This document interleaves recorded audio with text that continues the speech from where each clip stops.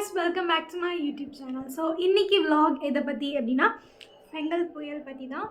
நான் மார்னிங் எழுந்து வரும்போது ஆக்சுவலி ரொம்ப டார்க்காக இருந்தது. லைக் லிட்ரலி வந்துட்டு என்ன இது பொழுது விடிஞ்சுதா இல்லை இன்னும் நைட்டாக தான் இருக்கான்ற மாதிரி. காலையில் ரெயின் கொஞ்சம் இருந்தது, நல்லாவே இருந்தது ரெயின். சரி வெளியிலலாம் வந்து பார்க்கலான்னு வந்து பார்த்தப்போ பக்கத்து வீட்டிலலாம் கொஞ்சம் தண்ணி ஏறி இருந்தது, அவங்களோட வெராண்டாலெல்லாம். பட் எங்களோட வீடு கொஞ்சம் ஹைட்டில் இருக்கிறதுனால பரவாயில்ல. ஸோ மாடியில் போய் சரி vlog எடுக்கிறோமே அங்கே போய் காட்டலான்னு போய் நின்னேன். இங்கே எடுக்கவே முடியல, காற்று என்னை மொத்தமாக தள்ளிட்டு போயிட்டே இருந்தது. சரி கொஞ்சம் அப்படியே நின்று பார்க்கலாம், கொஞ்சம் காற்று கம்மியானதும் போய் எடுக்கலாம் அப்படின்ற பிளான் தான்.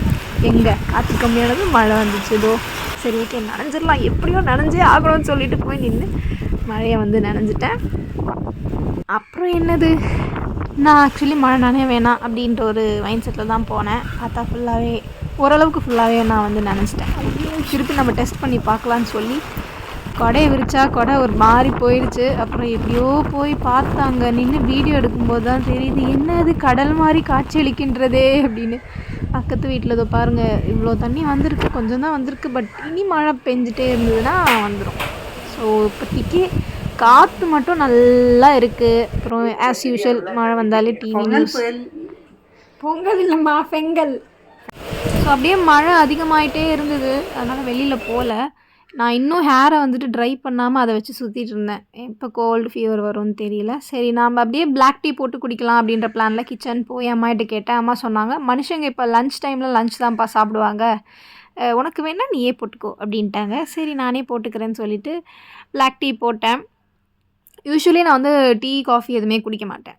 ஆனால் என்றைக்காச்சும் எப்போவாச்சும் ரொம்ப ஒரு மாதிரி ஸ்ட்ரெஸ்ஸாக இருந்து, இல்லைனா ரொம்ப ஒரு மாதிரி மைண்ட் அப்செட்டாக இருந்து, இல்லைனா ரொம்ப ஹாப்பியாக இருந்தேன்னா இந்த மாதிரி குடிப்பேன்.